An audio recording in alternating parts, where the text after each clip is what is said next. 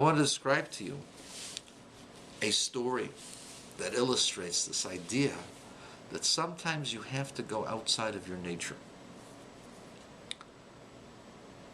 About 80 years ago, there was a chassid by the name of Reb Simcha Gorodetsky. He was the Lubavitcher Rebbe's agent, first in Odessa, a shliach in Odessa, and then to Tashkent.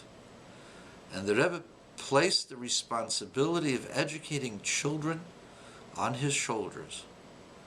He not only had to get the kids, he had to get the teachers, he had to get the books, he had to get the money to pay for all those things. He had to have places to study, because it couldn't be in one roof, in one place. And he worked diligently at it day and night. And he told this to me in 1967.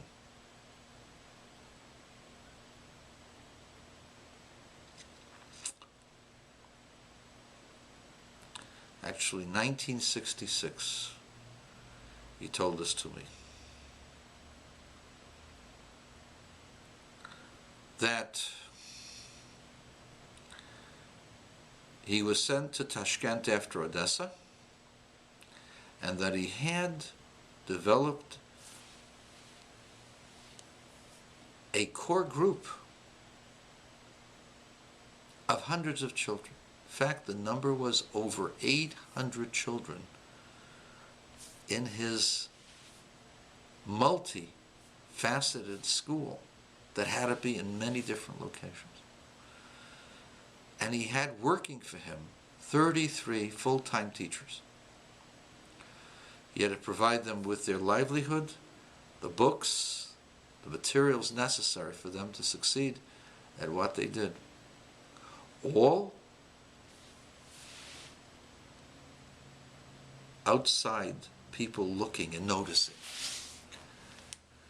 They had a school that wasn't in one location, but in 20 different locations, or 30 different locations. They had a school where people didn't know that there was a school, where each teacher didn't know about the other, where the parents didn't know who was running what and how this thing was organized. Everything had to be done in complete secrecy. But finally, the Russian secret police, the NKVD, NKVD, discovered under their noses for a couple of years this massive Jewish school of 800 boys had been organized and was studying, was developing and flourishing under their very noses. They decided to put a stop to it, and they sent warrants for the arrest or for the questioning of all 33 teachers, as well as the headmaster, Reb Simcha Gorodetsky. Simcha didn't know what to do, but he thought about it, and finally he thought about the best course of action.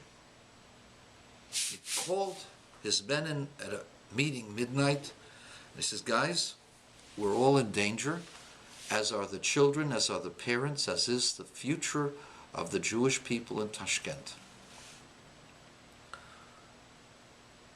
According to Russian law, there is a way out. We can't, according to Russian law, make a Jewish school.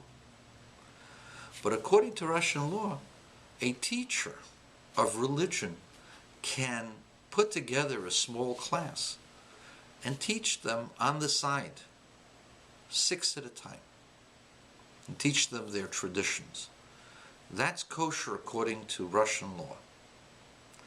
So what we have to say is that we have no school. That every one of you is an individual motivated just for teaching Jewish kids.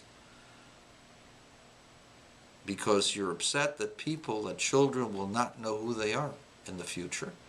You're volunteering your time to teach 6 kids at a time, and according to Russian law, this is permitted. They all agreed except for one. Why don't you agree? What's wrong with what we're going to say? This is the only way to save the school, to save ourselves from jail, and maybe death by his firing squad, to save the parents from losing their children, not just now, but in the future. Without a Jewish education, they'll be all lost. They'll be communist atheists. They talked and talked to the wee hours of the morning, could not do anything with this man. Why won't you agree to say the story? I'll tell you the truth. In my lifetime, I have never ever said a lie.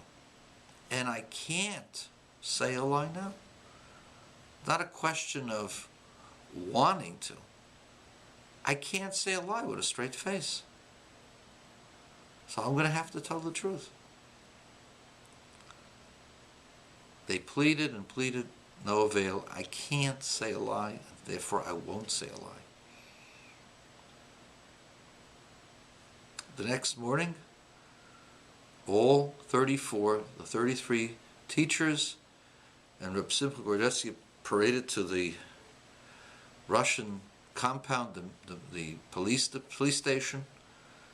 Simcha was the first to be questioned, and he said, look, I'm just a facilitator. I'm not the head of an institution. I just care about Jewish students, and I told some parents where they could find a teacher. Call the next one in.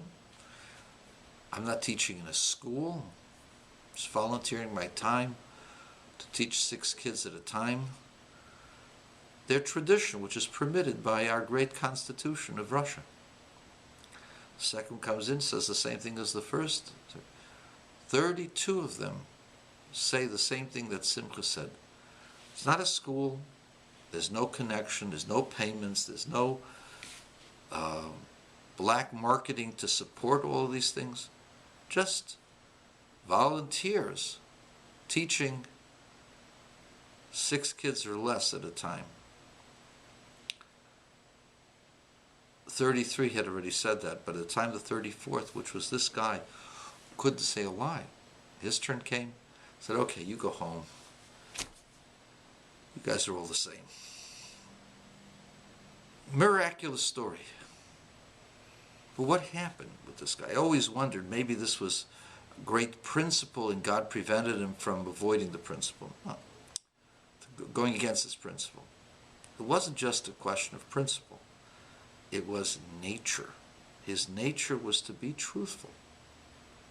This nature of a Cocker Spaniel is to be loving and giving to the owner, to the master. A Doberman Pinscher's nature is to be nasty, as is a Rottweiler.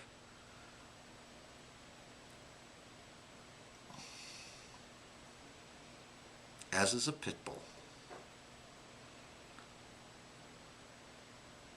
But a Cocker Spaniel is cute and nice. It's a nature. Got nothing to do with goodness or evil. The guy couldn't go against his nature. He knew in order to save a life, you had to say a lie sometimes to save somebody's life. But his problem was he couldn't say it. That is what the great test of Jacob was. He was going to have to lie to the person in the world he most respected